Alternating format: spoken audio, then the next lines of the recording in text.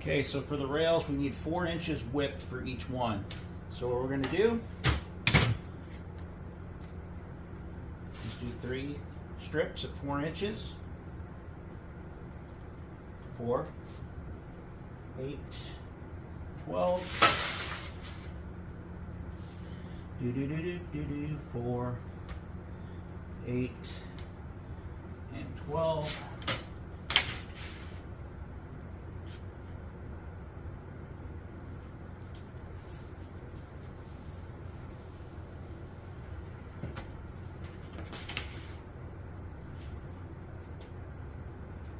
None of this stuff is that difficult, basic math.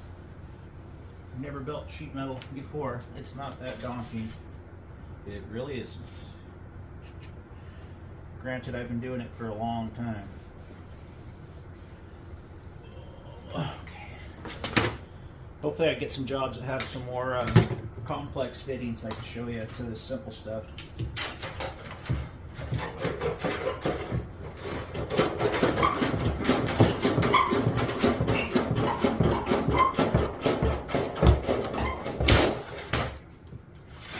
Times.